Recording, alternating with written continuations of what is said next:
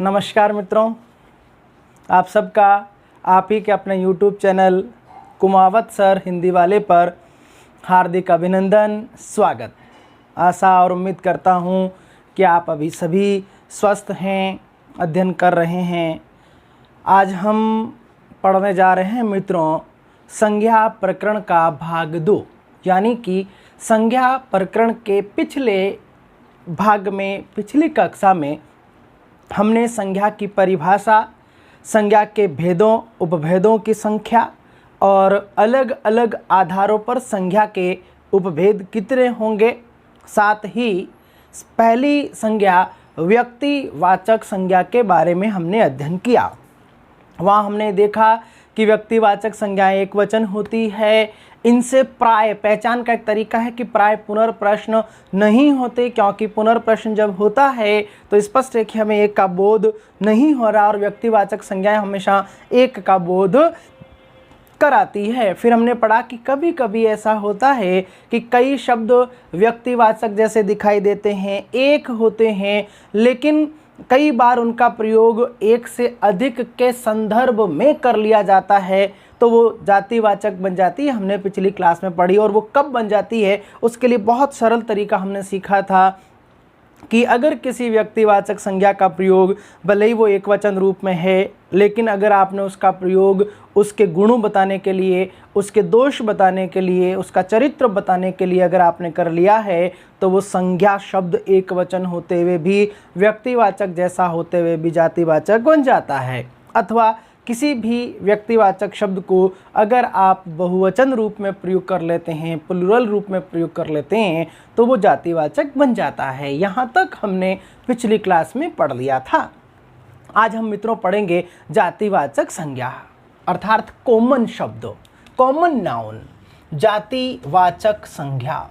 बहुत इंपॉर्टेंट है, आगे चल कर के बहुत काम आएगा। हम पढ़ेंगे आजकल परीक्षा के दौरान मित्रों प्रश्न सामान्यतः व्यक्ति और जाति के नहीं आते, अधिकांशतः भाववाचक संज्ञाओं के प्रश्न आते हैं, लेकिन उनको हल करने के लिए भी हमें व्यक्ति और जातिवाचक को बेहतर तरीके से समझना आना चाहिए। जातिवाचक, अंग्रेजी में इसको कॉमन नाउन कहते हैं।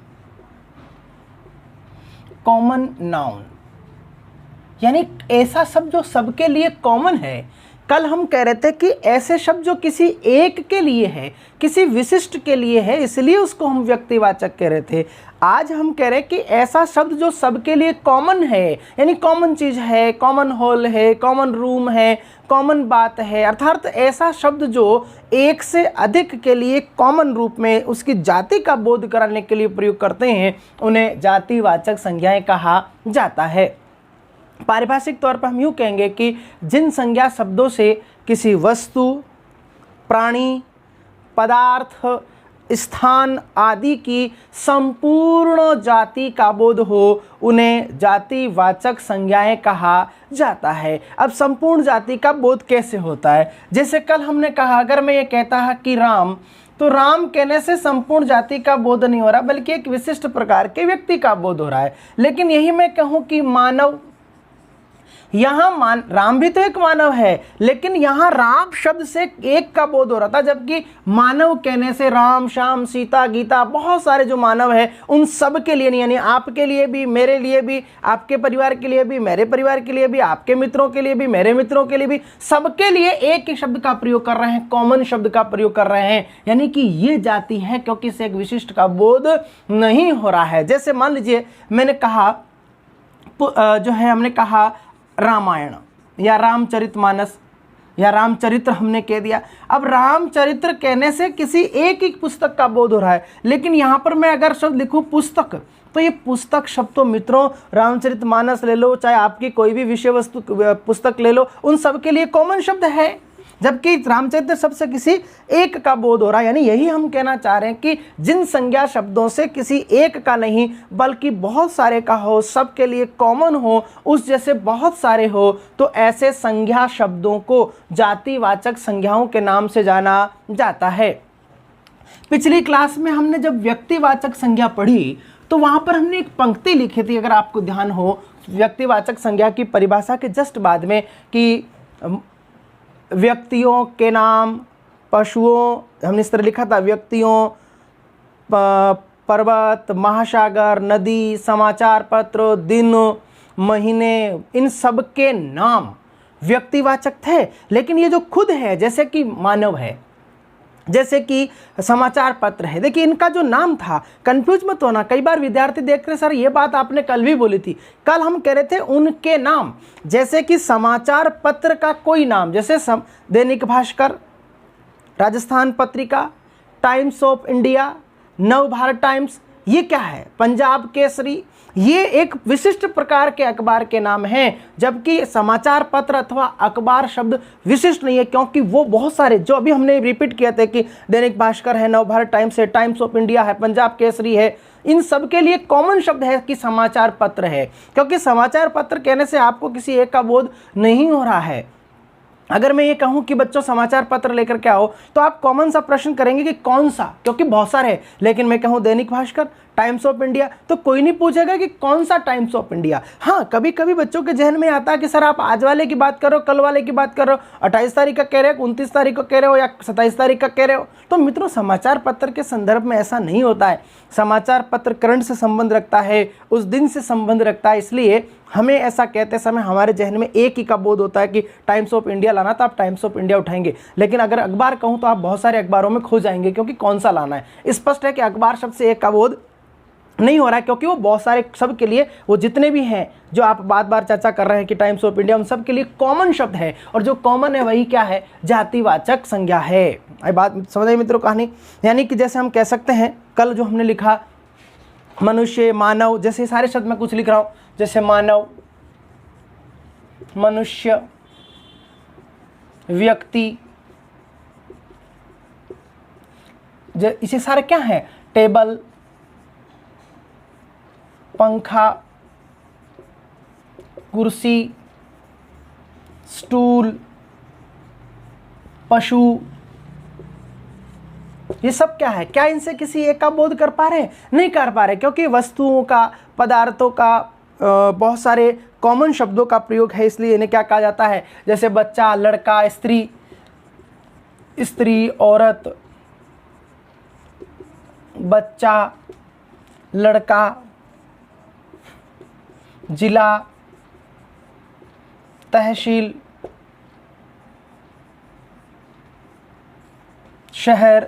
क्या हो रहा है, क्या इनसे किसी एक का बोध हो रहा है? अगर मैं यहाँ किसी पर्टिकुलर शहर का नाम लेता तो उससे एक का बोध होता है, नहीं कि वो व्यक्तिवाचक बन जाता। लेकिन इनसे किसी एक का बोध नहीं हो रहा है, तो ऐसे सभी शब्दों को जातिवाचक संज्ञाओं के नाम से जाना जाता है। उसके अलावा हम और कुछ चीजें लिख सकते हैं। प्राकृतिक आपदाओं के जितने भी नाम हैं, प्राकृतिक आपदाओं के नाम, देखिए आगे हम और चर्चा करेंगे।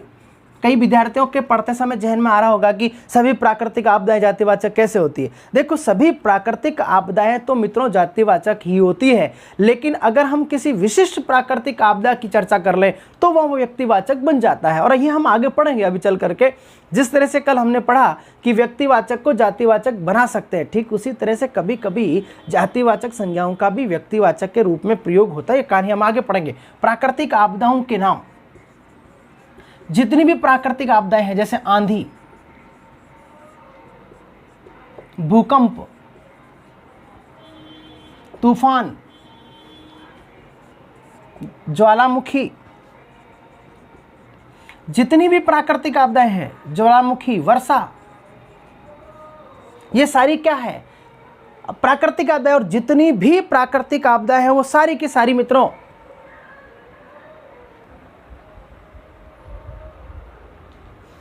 जैसे अकाल, बाढ़,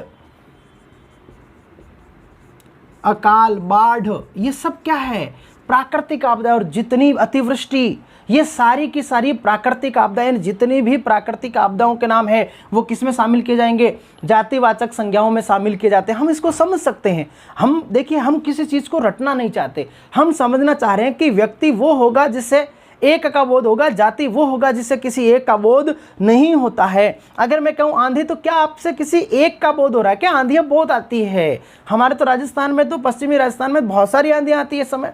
भूकंप, हर बार भूकंप आते रहते हैं, तूफान आते रहते हैं, ज्वालामुखी, वर्षा, अकाल, बाढ़। हाँ, इनको कई बार व्यक्तिवाचक बनाया जा सकता है। मैं थोड़ी चर्चा कर लेता हूँ, फिर आगे हम विस्तार से इस पर चर्चा करेंगे। जैसे मान लीजिए तूफान है। अब तूफान तो बहुत सारा रहता है, लेकिन कभी कभी हम इन तूफानों को एक पर्टिकुलर नाम दे देते हैं, जैसे हुदहुद। अब ये हुदहुद कहने से बहुत सारे तूफान का बोध नहीं होता, बल्कि एक विशेष प्रकार के एक ही तूफान का एक पर्टिकुलर नाम दे दिया। तो जब कभी कभी हम किसी प्राकृतिक आपदाओं को पर्टिकुलर नाम दे देते हैं, जैसे कल भी हमने चर्चा की थी कि व्यक्तिवाचक कैसे बनता है।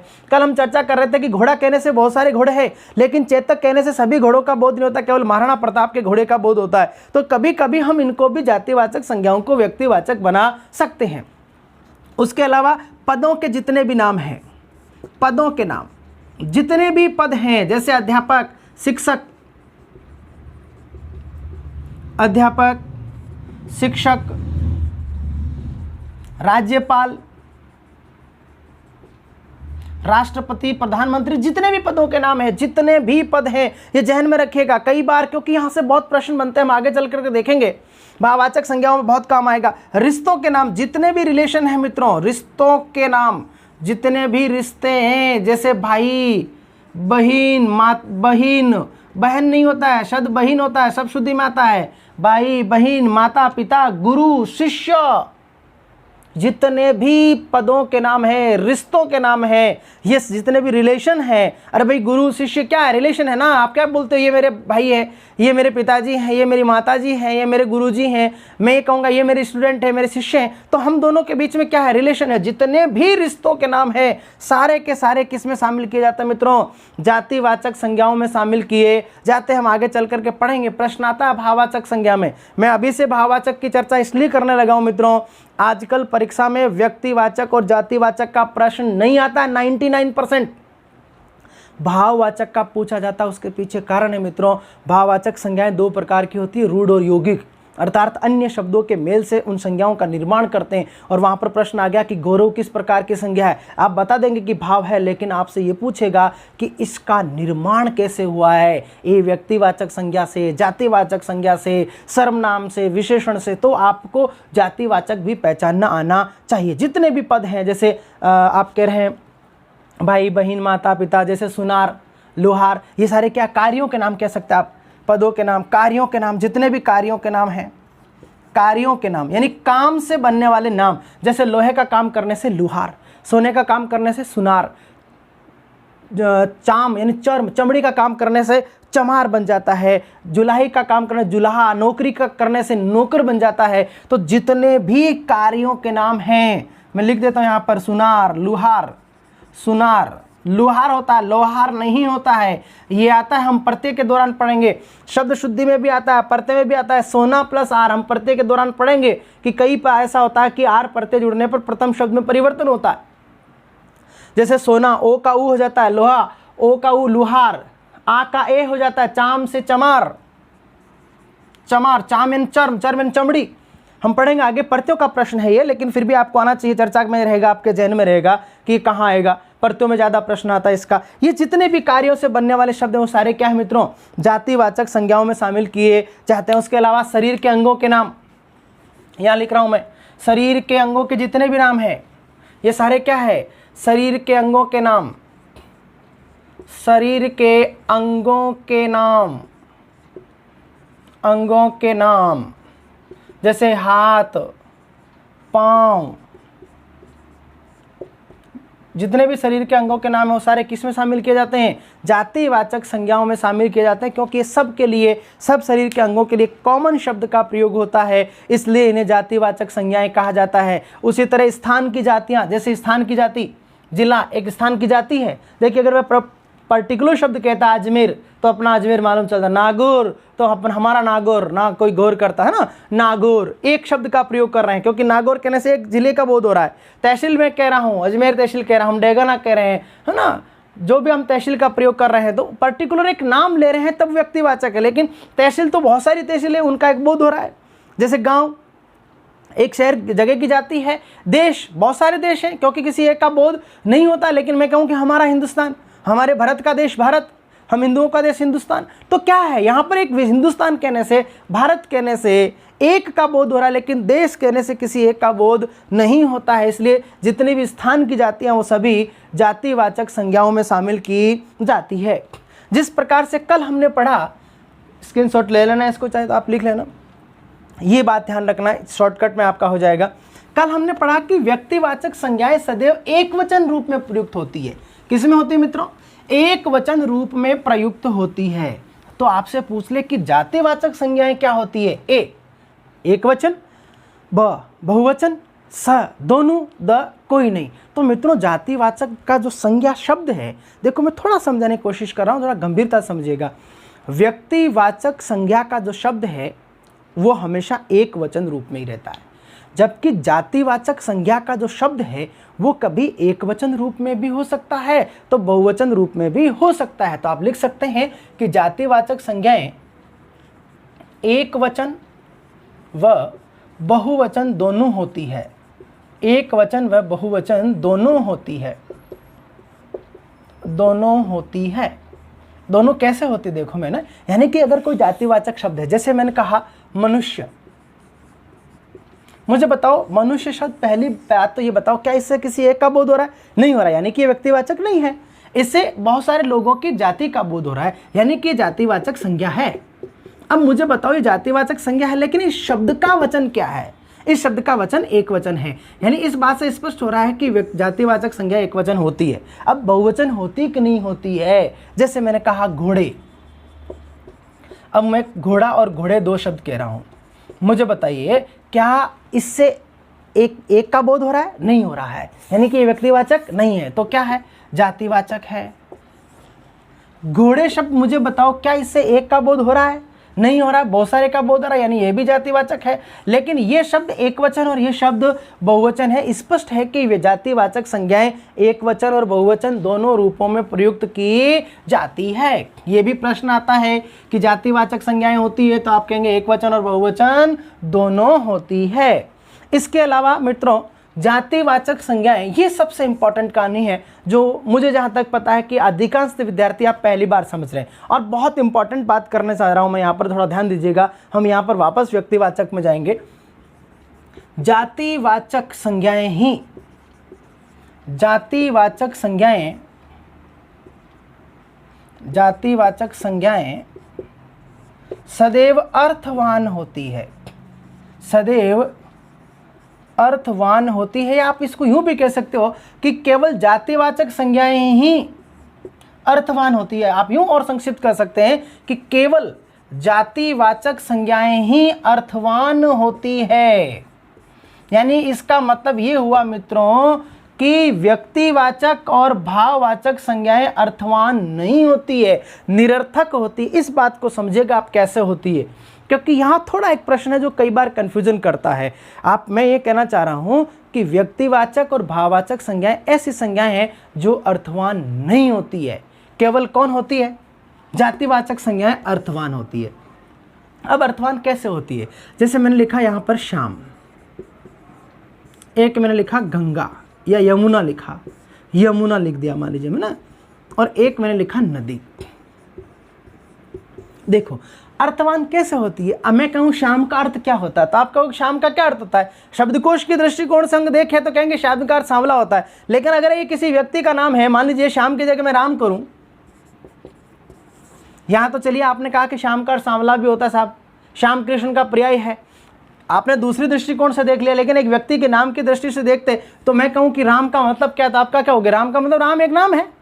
हाँ, भगवान श्री राम के आदर्शों के आधार पर आप इसको विस्तार से समझा सकते हैं, लेकिन एक व्यक्ति की दृष्टिकोण से आप इसका कोई अर्थ नहीं समझा सकते। मैं कहूँ गंगा क्या है, तो आप कहोगे गंगा, गंगा क्या है? गंगा एक नदी का नाम है, यानी गंगा क्या है ये नहीं कह सकते आप लोग कि गंगा है। यमुना क्या है? यमुना ही है, और क्या है?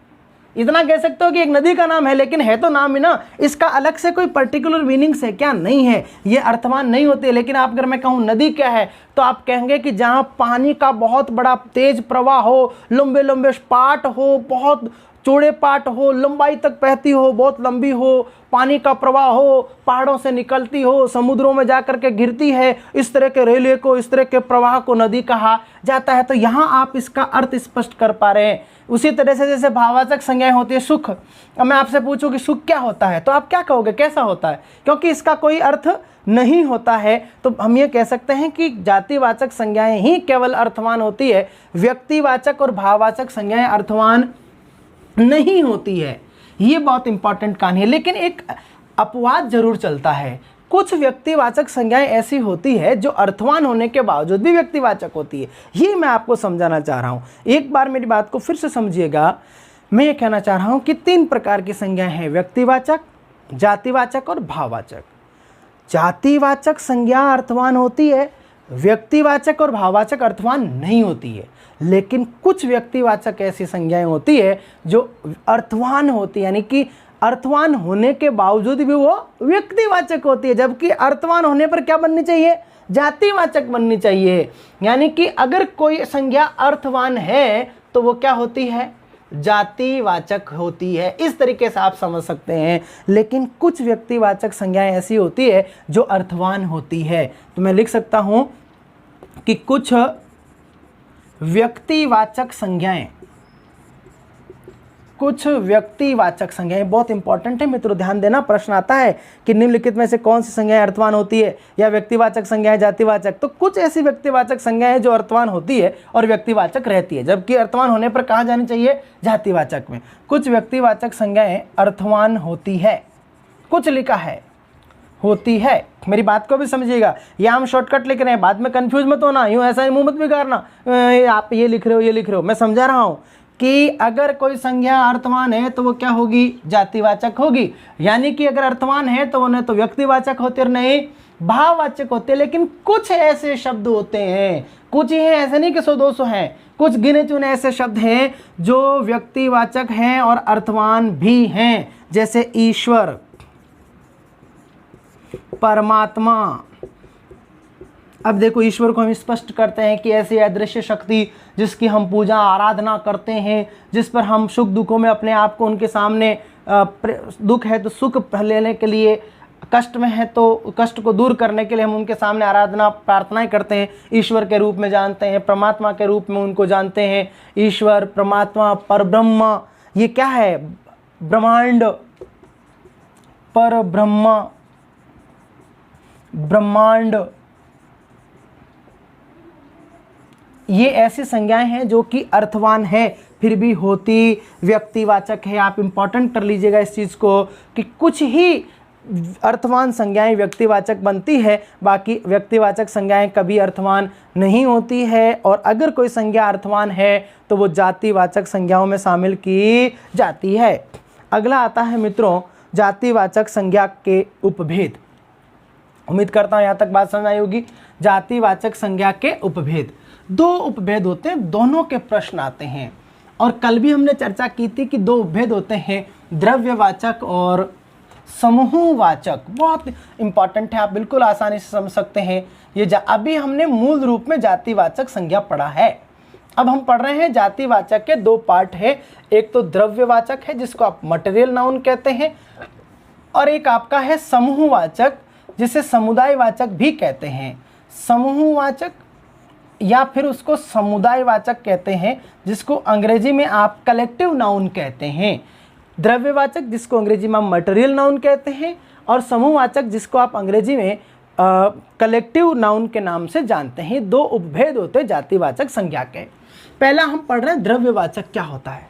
बहुत सरल तरीके से समझाने की कोशिश कर रहा हूँ मित्रों में, क्योंकि यहाँ कई ऐसे शब्द होते हैं जो आपको भ्रमित करते हैं।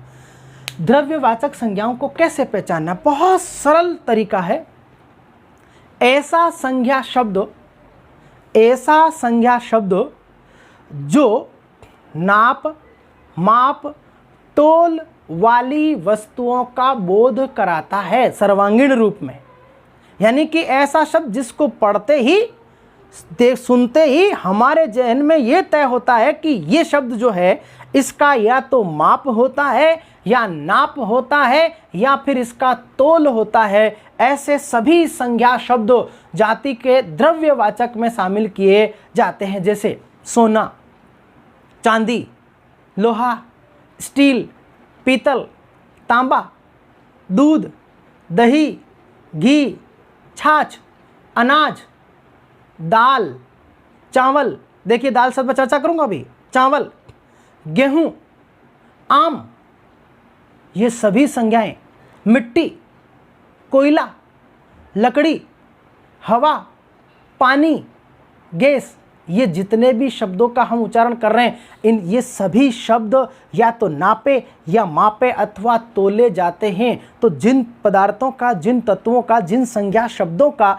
नाप, माप, तोल से अध्ययन होता है, ऐसी सभी संज्ञाएं द्रव्यवाचक संज्ञाओं में शामिल की जाती है। हाँ, यहाँ थोड़े कुछ ऐसे प्रश्न हैं, मैं अभी चर्चा करूँगा, बहुत इंपॉर्टेंट प्रश्न भी है यहाँ के लिए। जिस तरह से अभी हमने कहा कि केवल जातिवाचक संज्ञाएं अर्थवान होती है, लेकिन अपवाद मिल जाते हैं कि कुछ व्यक्तिवाचक के भी अर्थवान होने के बाद भी व्यक्तिवाचक बनी रहती है। वैसे यहाँ से प्रश्न आता है, जैसे अभी हमने कहा आम। अब साहब आप कह रहे हैं कि साहब आम तो एक जाति है, क्योंकि जातिवाचक संज्ञाएं वो होती है जिनसे आगे से आगे प्रश्न भी बनते हैं। जैसे आपने कहा नदी, तो कौन सी नदी साहब? गंगा। पर्वत, तो कौन सा पर्वत साहब? तो आपको एक एक पर्वत बताना पड़ेगा। यानी पर्वत से पुनर्प्रश्न कर रहा था, उससे एक का बोध नहीं हो रहा था, इसलिए जातिवाचक कह रहे थे। अब मैं आम कहूं तो प्रथम दृष्टया अगर मैं एक नज़र से आपको ये बताना चाहूं कि क्या मुझे बताओ, आप आम गिन करके लाते हो? नहीं ना। केले गिन करके लेते हो क्या? अरे भाई, कहीं कहीं अपवाद के रूप में चल रहे होंगे कि साहब 1 दर्जन दे देना, तुम लोग सुबह शाम को रनिंग करने गए, आपको इंस्टेंट एनर्जी चाहिए, तो आपने कहा भैया 2 केले दे दो, उसने 10 रुपये को उठा के दे दिए। ये एक अलग रूप में हो सकता है। सर्वांगीण रूप में मुझे ये बताइए कि क्या आम, केले क्या गिन करके लिए जाएंगे? तो ले जाते हैं। लेकिन मैं कहूँ आम, तो आप कहेंगे कौन सा आम? तो भैया आम तो बहुत सारे हैं, लंगड़ा, दशहरी, हापुस, ऐसे ऐसे बहुत सारी वेराइटीज है। लेकिन अगर कोई संज्ञा शब्द प्रथम दृष्टया नाप, माप, तोल वाला दिखाई दे, तो ऐसे सभी शब्द किस में शामिल किए जाएंगे? द्रव्यवाचक संज्ञाओं में शामिल किए जाएंगे। जैसे अभी हमने कहा दाल। अब दाल, आपने कहा दाल, साहब दाल व्यस्त क्या गिन करके लेते हो? 1 दाल, 2 दाल, 4 दाल, 5 दाल लेते हो क्या? नहीं ना। दाल माप से होती है, तोल करके लाते हो मार्केट से, 1 किलो, 10 किलो, 20 किलो जैसी है। लेकिन अगर मैं इसको दूसरे दृष्टिकोण से देखूं कि दाल, तो कौन सी दाल?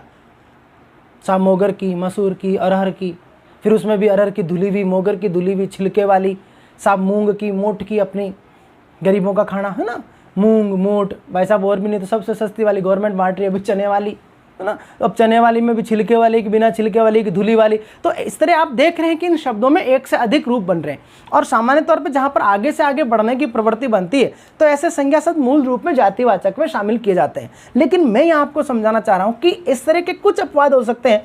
आपको यूँ समझना है, यूँ सीखना है कि अगर कोई संज्ञा शब्द नाप, माप, तोल वाली वस्तुओं का बोध कराता है, तो ऐसे सभी शब्द द्रव्यवाचक संज्ञाओं में शामिल किए जाते हैं। अब ये द्रव्यवाचक एक तरह से जातिवाचक का भेद है। यहाँ से प्रश्न आते हैं। जैसे मान लीजिए आपसे कहा कि चांदी, कल भी हमने पिछली क्लास में चर्चा की थी, हम दूसरा शब्द ले लेते हैं। आपसे अगर मान लीजिए पूछ लिया कि घी किस प्रकार की संज्ञा है, और विकल्प में आपके पास जातिवाचक भी लिखा है और आपके पास द्रव्यवाचक भी लिखा है, तो ऐसी स्थिति में पहले क्या चुनेंगे? द्रव्यवाचक चुनेंगे। क्योंकि मित्रों, जब भेदों और उपभेदों की चर्चा होती है तो सामान्यतः निकटतम उपभेद पहले बतलाया जाता है। अब मान लीजिए आपसे यही आ गया कि घी कौन सी संज्ञा है और विकल्प में द्रव नहीं है, तो क्या करेंगे? जाति करेंगे। यानी ऐसे प्रश्नों के तरीके ये रहेगा। जहाँ जहाँ हम आगे और भी कोई प्रकरण पढ़ेंगे, तो 2 चीज़ें ध्यान में रखनी होगी मित्रों, जहाँ भेद और उपभेद हो, और ऐसी स्थिति में यदि उपभेद का उदाहरण दे रहे हैं आपको, तो प्राथमिकता उपभेद को देनी चाहिए, मूल भेद को नहीं देनी चाहिए। लेकिन जब विकल्प में उपभेद नहीं है, तो आप क्या करेंगे? मूल भेद करेंगे। और ये दोनों ही स्थितियां दोनों के लिए ठीक एक की तरह काम करेगी, समूहवाचक में भी।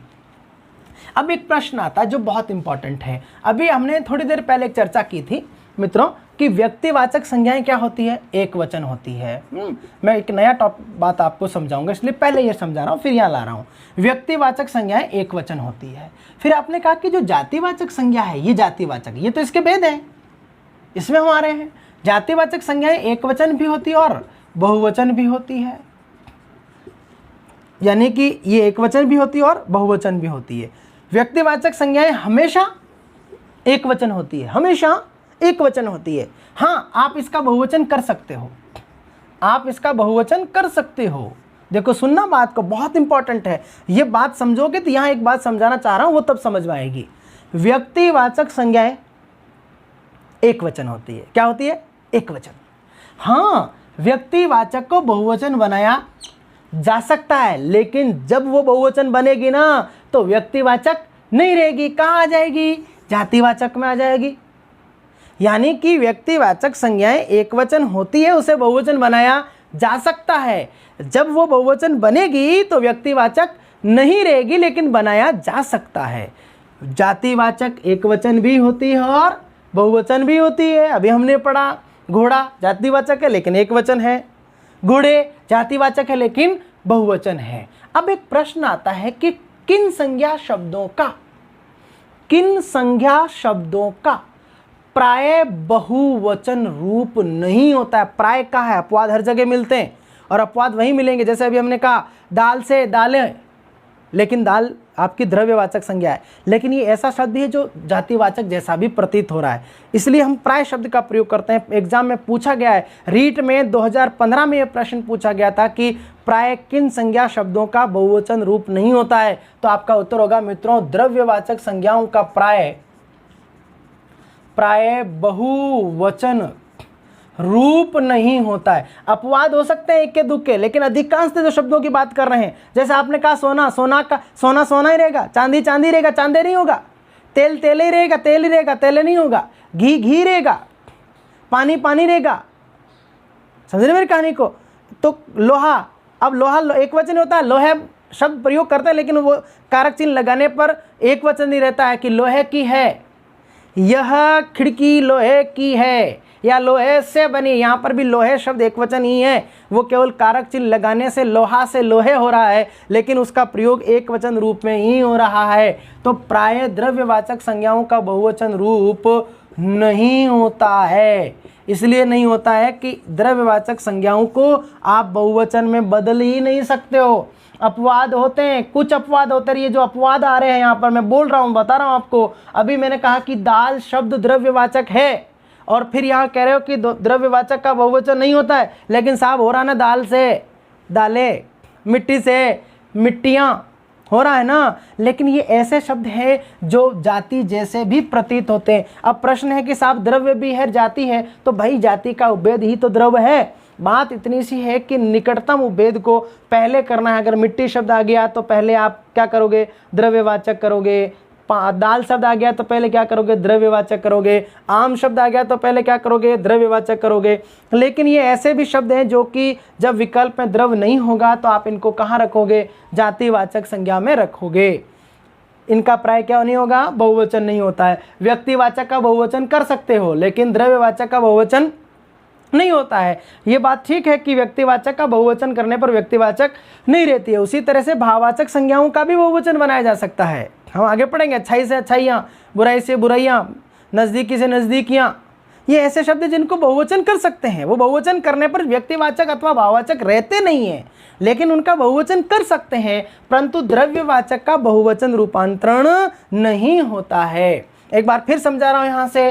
द्रव्यवाचक संज्ञाएं क्या होगी? ऐसी संज्ञाएं जिनसे नाप, माप, तोल वाले शब्दों का बोध हो, उन्हें द्रव्यवाचक कहा जाता है। भले ही आपको वो कंफ्यूज करे कि साहब इसका बहुवचन हो रहा है, एक से अधिक हो रहे हैं, लेकिन आप प्रथम दृष्टया नाप, माप, तोल की दृष्टि में देखोगे तो वो पहले कहाँ जाएगी?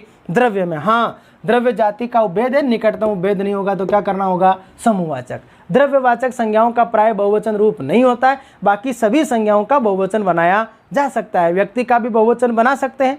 ये बात अलग है कि बहुवचन बनाने पर वो व्यक्तिवाचक नहीं रहेगा। ये बात मैंने 5 बार रिपीट कर दी है, उम्मीद करता हूँ समझ में आया होगा। अगला आता है समूह या समुदायवाचक संज्ञा। कलेक्टिव नाउन, यानी ऐसा शब्द भले ही वो एक वचन है, ये इंपॉर्टेंट नहीं है, उस शब्द का अर्थ क्या ले रहे हैं आप। क्योंकि हमने कल भी पढ़ा है कि अर्थ के आधार पर संज्ञाएं 5 प्रकार की होती है। पूरे विश्वास के साथ कह सकता हूं मित्रों कि ये बातें आपने पहले नहीं पढ़ी है, कुछ एक लोगों को छोड़ करके कि अर्थ के आधार पर कितनी होती है, उत्पत्ति के आधार पर कितनी होती है, कामता प्रसाद जी ने कितनी मानी है, 3 नहीं होगा तो क्या करेंगे, क्यों करेंगे, चर्चा हमने कल की है। आप समूह का अर्थ क्या ले रहे हैं, जिसमें ग्रुप की बात हो, जिसमें एक से अधिक दिखाई देता हो। शब्द भले ही एक वचन है लेकिन उसमें दिखाई एक से अधिक देता हो। जैसे मान लीजिए मैंने कहा कक्षा। अब मुझे बताइए मित्रों, कक्षा शब्द तो एक वचन है, लेकिन क्या कक्षा शब्द के अगर हम अर्थ को देखेंगे तो इसमें किसी एक का बोध होगा या एक से अधिक का, यानी एक से अधिक विद्यार्थियों का अगर समूह है तो उसको क्या कहेंगे, कक्षा। मान लीजिए मैंने कहा सभा। अब सभा शब्द तो एक वचन, अगर मैं सभाएं कहता कि मैंने चुनावों के दौरान बहुत सारी सभाएं की, बहुत सारी सभाओं को संबोधित किया, तो यहाँ पर सभाएं, सभाओं शब्द बहुवचन हो रहा है। लेकिन मुझे बताओ सभा शब्द यहाँ बहुवचन है क्या, एक वचन है, लेकिन फिर भी सभा शब्द से एक से अधिक लोगों के समूह का बोध होता है। और ऐसी ही संज्ञाओं को समूह या समुदायवाचक संज्ञाओं के नाम से जाना जाता है। यानी कि आप पारिभाषिक तौर पर यूँ कह सकते हैं कि जिन संज्ञा शब्दों से एक से अधिक व्यक्तियों, वस्तुओं, पदार्थों, जानवरों आदि के होने का बोध होता है, उन संज्ञा शब्दों को समूह या समुदायवाचक संज्ञाएं कहा जाता है। जैसे मान लीजिए मैंने कहा कक्षा, भीड़, सेना, मंडल, मंडली। ये क्या है मुझे बताओ। भीड़ कहने से आपने कह दिया कि अरे वहाँ बहुत भीड़ थी। अब भीड़ शब्द कह रहे हो, इसका मतलब वो जो भीड़, जिसको आप भीड़ कह रहे हो ना, वो बहुत सारे लोगों का समूह था, तभी भीड़ कह रहे हो। अगर वहाँ एक खड़ा होता तो आप भीड़ नहीं कहते। सेना, अरे सेना ने आक्रमण किया। मुझे बताओ अगर सैनिक कहता तो जातिवाचक होती, सैनिक कहता तो जातिवाचक कहती, क्योंकि युद्ध करने वाले लोगों की जाति है। लेकिन अरे सेना ने, अब मुझे बताओ सेना क्या है। सेना बहुत सारे सैनिकों का समूह है। मंडल बहुत सारे लोगों का समूह, मंडली छोटा रूप है इसका, बहुत सारे लोगों का समूह है। तो ऐसी संज्ञाएं जिनसे बोध हो, एक से अधिक के समूह का बोध हो, जैसे कि परिषद, दल। परिषद में द पहल चिन्ह आता है, शब्द शुद्धि में आता है परिषद, दल, सभा। ये क्या है, सभा से किसी एक का बोध हो रहा है क्या। जत्था, जुलूस, बहुत इंपॉर्टेंट है। जत्था, जुलूस, जुलूस शब्द शुद्धि में भी आता है, जब परशु की मात्रा आ गई जुलूस होता है, शब्द शुद्धि में आता है, बहुत इंपॉर्टेंट है, पूछा जाता है। अब मुझे बताओ जुलूस से किसी एक का बोध हो रहा है क्या। दरबार, समिति, संसद। दरबार, समिति शब्द शुद्धि में आता है, ध्यान रखना दोनों मात्राएं छोटी आती है। समिति, संसद, बहुत सारे सांसदों का समूह। संसद शब्द भी शब्द शुद्धि में आता है, देह पे हलचिन होता है। सांसद लिखोगे द पूरा आ जाएगा, संसद में द पलंत आता है। कई शब्द मित्रों हम आगे पढ़ेंगे। विद्युत, संसद, ये ऐसे शब्द हैं जो आजकल शब्द शुद्धि में आते हैं, इनका अंतिम वर्ण जो है द हल होता है, ध्यान देना। समिति, संसद, इन शब्दों से मुझे जैसे पुलिस।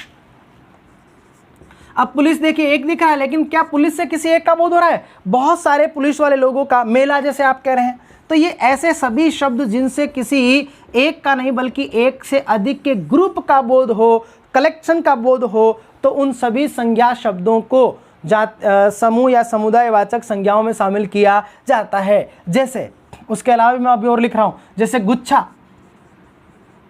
झुंड। अब गुच्छा कह रहे हैं आप लोग, मुझे बताइए गुच्छा कहने से किसी एक का बोध हो रहा है। जैसे चाबियों का गुच्छा, तो आप गुच्छा कह रहे हैं, भले ही वो चाबी का गुच्छा है, भले ही वो अंगूर का गुच्छा है, केले का गुच्छा है, केरी का गुच्छा है, गोंदे का गुच्छा है, लेकिन उसमें क्या है, एक से अधिक है, एक से अधिक का समूह है, इसलिए आप गुच्छा शब्द का प्रयोग कर रहे हैं। अब इस गुच्छा से समूह का ही तो बोध हो रहा है, जिससे समूह का बोध होगा वो समूह और समुदायवाचक होगा। लेकिन यदि विकल्प में इस प्रकार के शब्द आ जाए और समूह और समुदायवाचक नहीं हो तो क्या करोगे, जातिवाचक करोगे, क्योंकि मित्रों ये जातिवाचक का ही एक उपभेद है। जैसे टोली, झुंड जानवरों के लिए प्रयोग होता है, जानवरों का अगर समूह हो तो झुंड का प्रयोग करते हैं, सामान्य तौर पे मनुष्य के, मानवों के लिए प्रयोग नहीं करते हैं। हाँ, कभी कभी हम लोग कहते थे कि क्या झुंड बना के खड़े हो। जनरली उसका कहने का उद्देश्य यही होता है कि आप लोग जहाँ खड़े हो वहाँ आप सलीके से, सभ्यता से खड़े नहीं हो, इसलिए कह दिया जाता होगा। लेकिन झुंड शब्द का प्रयोग प्राय जानवरों के समूह के लिए किया जाता है। जैसे श्रृंखला कह रहे हैं, ढेर कह रहे हैं, पुंज कह रहे हैं, ढेर। अब ढेर कब कहोगे? जब बहुत सारी कोई भी चीज़ों का इकट्ठा होगा, कलेक्शन होगा, तो कहोगे ढेर, कि वहाँ पर ढेर सारे आम थे, तो वहाँ पर उनका समूह है, इसलिए आपने ढेर शब्द का प्रयोग किया। मैं आम की बात नहीं कर रहा हूँ, मैं ढेर शब्द की बात कर रहा हूँ। आपके जहन में ढेर शब्द कब उभरेगा? जब आपको लगेगा कि वहाँ पर बहुत सारी चीज़ों का क्या है, समूह है। उसी तरह ना, तो ये सारी की सारी संज्ञाएं जातिवाचक के उपभेद समूह या समुदायवाचक में शामिल की जाती है। एक बार फिर समझिएगा मित्रों, जातिवाचक संज्ञा के दो उपभेद है, द्रव्यवाचक और समूहवाचक। जिनसे नाप, माप, तोल वाली वस्तुओं का बोध होगा वो द्रव्यवाचक होगी। प्राय द्रव्यवाचक संज्ञाओं को हम बहुवचन में कन्वर्ट नहीं कर सकते। प्राय का अपवाद हर जगह मिलते हैं, और ये प्रश्न आ चुका है कि किसका बहुवचन नहीं होता है। बाकी देखिएगा, व्यक्तिवाचक को लगभग व्यक्तिवाचक संज्ञाओं का बहुवचन में कन्वर्ट कर सकते हो। हाँ, वहाँ कुछ ऐसे शब्द होंगे जिनका बहुवचन नहीं बना सकते, लेकिन अधिकांश का बहुवचन बनाया जा सकता है। अपवाद होगी जो नहीं बन सकते हैं। यही स्थिति है कि अपवाद है जो बहुवचन बन सकते हैं, बाकी सभी द्रव्यवाचक संज्ञाओं का अर्थात जो मूल द्रव्यवाचक संज्ञाएं हैं उनका बहुवचन में रूपांतरण नहीं होता है। जातिवाचक का दूसरा उपभेद है समूह या समुदायवाचक। जिससे समूह का बोध हो, एक से अधिक के ग्रुप का बोध हो, कलेक्शन का बोध हो, उन संज्ञा शब्दों को समूह या समुदायवाचक संज्ञाएं कहा जाता है। अगला आता है मित्रों जातिवाचक संज्ञाओं का व्यक्तिवाचक संज्ञाओं में रूपांतरण। जैसे पिछली क्लास में हमने पढ़ा कि व्यक्तिवाचक संज्ञाएं कभी कभी जातिवाचक बन जाती हैं, और उसके लिए हमने दो प्रोसेस पढ़े थे कि एक तो अगर कोई व्यक्तिवाचक संज्ञा उसके गुण और दोष के संदर्भ में प्रयुक्त हो, या उसको सीधे सीधे अगर आपने बहुवचन बना दिया है तो वो शब्द व्यक्तिवाचक जैसा होने के बावजूद भी क्या बन जाएगा, जातिवाचक बन जाता है। ठीक उसी तरह से हिंदी की कई जातिवाचक संज्ञाओं को व्यक्तिवाचक बनाया जा सकता है। आज यही हम पढ़ रहे हैं अगली बात में कि जातिवाचक से, यानी कि जो जातिवाचक संज्ञाएं हैं, जातिवाचक से व्यक्तिवाचक में बदलाव, व्यक्तिवाचक में बदलाव। कल एक प्रश्न किया था, दिलीप सिंह जी उनका नाम था, कमेंट किया उन्होंने, उनका एक प्रश्न था कमेंट बॉक्स में कि सर नीर, गाय और उषा पंखा किस प्रकार की संज्ञाएं हैं। उनका एक प्रश्न था, एक तो नीर गाय और एक उषा पंखा किस प्रकार की संज्ञाएं हैं। ये दिलीप सिंह जी थे कोई, उन्होंने प्रश्न किया था। देखिएगा ये क्या है, मैं अभी आपको समझाऊंगा। ये तो व्यक्तिवाचक ही रहेगी, लेकिन ये जातिवाचक है। ये क्यों बनी जातिवाचक, ये मैं आपको चाहूंगा व्यक्तिवाचक, समझ आएगी। ये तो आपकी जातिवाचक ही रहेगी, लेकिन ये आपकी व्यक्तिवाचक बन गई। क्यों बन गई, अभी हम चर्चा करेंगे। थोड़ी देर पहले अभी हमने लिखा कि पंखा, टेबल, कुर्सी, स्टूल आदि जातिवाचक संज्ञाएं हैं। दिलीप सिंह जी का प्रश्न है, मैं कह रहा हूं कि नीर, गाय तो अभी भी जातिवाचक रहेगा, लेकिन ये उषा पंखा है, ये व्यक्तिवाचक संज्ञा बन गई। क्यों बन गई, यही आज हम इस प्रकरण में पढ़ रहे हैं कि जातिवाचक संज्ञाओं से व्यक्तिवाचक संज्ञाओं में बदलाव कैसे होता है। दो प्रोसेस है उनके। पहला तरीका यह है कि यदि किसी जातिवाचक शब्द का प्रयोग, यदि किसी जातिवाचक संज्ञा शब्द का प्रयोग एक के लिए हो जाए, एक के लिए हो जाए, तो वो जातिवाचक शब्द व्यक्तिवाचक बन जाता है। कैसे बनता है मैं आपको समझा रहा हूं, इस पहली बात को समझिएगा। जैसे मान लीजिए मैंने कहा पंडित, मैंने कहा नेता, मैंने कहा मुंशी, मैंने कहा गांधी। ये सारे शब्द क्या है मित्रों, जातियां हैं। क्योंकि नेता कहने से किसी एक का बोध नहीं हो रहा है, ये बहुत सारे लोगों के लिए कॉमन शब्द है। और ये हम पढ़ रहे थे कि जो कॉमन होता है वो जातिवाचक होता है, लेकिन इनको कभी कभी हम व्यक्तिवाचक बनाते हैं तब जब इनका प्रयोग किसी एक व्यक्ति विशेष के लिए हम लोग कर लेते हैं, किसी एक स्थान विशेष के लिए हम प्रयोग कर लेते हैं। जैसे हमने कहा मान लीजिए पंडित, तो पंडित कर्म कांड करने वाले बहुत सारे लोगों के लिए कॉमन शब्द है, एक जाति है, लेकिन कभी कभी इसका प्रयोग भी हम किसी एक के लिए कर लेते हैं, तो ये शब्द जातिवाचक न होकर व्यक्तिवाचक बन जाता है। जैसे दो वाक्य बोल रहा हूं, पंडित जी आ रहे हैं, पता नहीं है कौन से पंडित जी आ रहे हैं क्योंकि कॉमन शब्द है, लेकिन मैं कहा पंडित जी भारत के प्रथम प्रधानमंत्री थे। मित्रों बताओ, कोई पूछेगा क्या कौन से पंडित। यहाँ इस वाक्य में पंडित शब्द से केवल एक व्यक्ति जवाहरलाल नेहरू का बोध हो रहा है, यानी कि इस वाक्य में पंडित शब्द जाति जैसा होने के बावजूद भी जातिवाचक नहीं है। पहली कहानी। दूसरा मैं उदाहरण दे रहा हूं कि नेताजी आ रहे हैं या नेताजी सभा को संबोधित करेंगे। स्पष्ट नहीं है कौन से नेता की चर्चा हो रही है, लेकिन मैं कहूं कि नेताजी ने आजाद हिंद फौज का गठन किया। यहाँ बहुत सारे नेता का जिक्र नहीं हो रहा है। इस वाक्य में नेताजी से मतलब केवल एक सुभाष चंद्र बोस का। ये यहाँ पर संज्ञा जातिवाचक नहीं है, व्यक्तिवाचक बन गई, जबकि मूल रूप में जातिवाचक थी। जैसे मान लीजिए मैंने कहा पुर, तो पुर का शाब्दिक अर्थ है मित्रों नगर, अर्थवान संज्ञा है, जातिवाचक संज्ञा है। पुरी, पुरी का मतलब नगरी, अर्थवान है, जातिवाचक संज्ञा है। लेकिन मैं इस तरह कहूं कि पुरी में भगवान जगन्नाथ की रथ यात्रा को इस बार सशर्त अनुमति मिली। मुझे बताओ, कोई भी पूछेगा कि कौन सी पुरी में जगन्नाथ जी की यात्रा?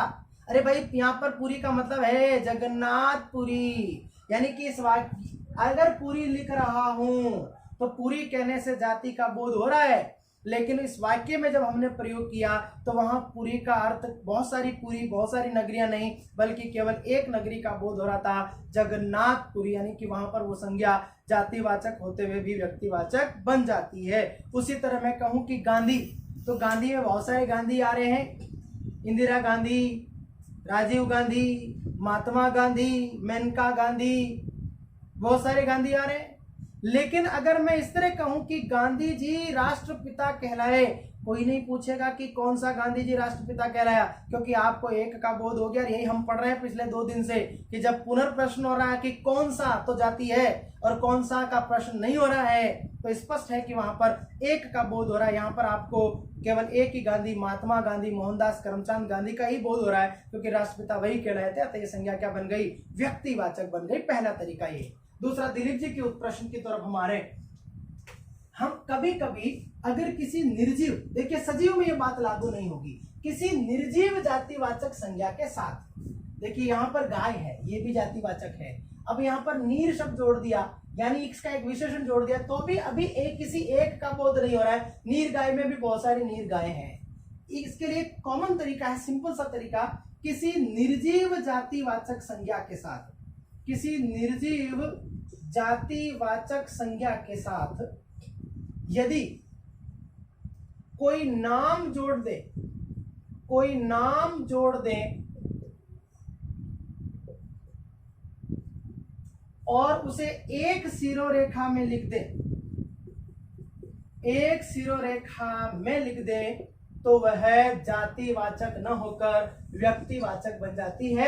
यानी कि यहाँ पर उषा पंखा व्यक्तिवाचक बन गई, क्योंकि यहाँ पर अब एक ही ब्रांड के पंखे का बोध हो रहा है। लेकिन नीर गाय कहने के बावजूद भी अभी गाय में भी बहुत सारी गाय है, फिर नीर गाय में भी एक नीर गाय का बोध नहीं हो रहा, बल्कि बहुत सारी गायें हैं, बहुत सारी नीर गायें हैं, उसका बोध हो रहा है। इसलिए ये अभी जातिवाचक ही रहेगा, लेकिन ये व्यक्तिवाचक बन गया। अब ये प्रश्न ऐसे हैं जो बहुत कंफ्यूज करने वाले प्रश्न है, क्योंकि यहाँ दिखाई दे रहा है कि सर आपने पंखा के साथ विशेषण जोड़ दिया या उसका नाम जोड़ करके एक कर दिया, तो हमने गाय के साथ भी तो उसकी एक नस्ल जोड़ दी। इसलिए इसको सरल तरीके में हम समझा रहे हैं आपको कि अगर कोई सजीव जातिवाचक संज्ञा है तो उसके आगे उसका नाम जोड़ने से व्यक्तिवाचक नहीं बनेगी, किंतु अगर कोई निर्जीव जातिवाचक संज्ञा है और उसके साथ अगर आपने उसका कोई नाम जोड़ दिया, एक सिरोरेखा में लिख दिया, तो वो संज्ञा जातिवाचक होते हुए भी व्यक्तिवाचक मानी जाएगी। एक तो ये बात है।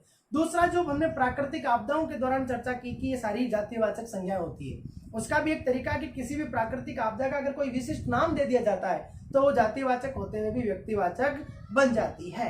यहाँ तक हमने मित्रों पढ़ लिया। अब अगला आता हमारा भाववाचक संज्ञा, और ये भाववाचक संज्ञा वाला प्रकरण मित्रों हम अगली क्लास में पढ़ेंगे। तब तक के लिए जय हिंद, जय भारत, वंदे मातरम।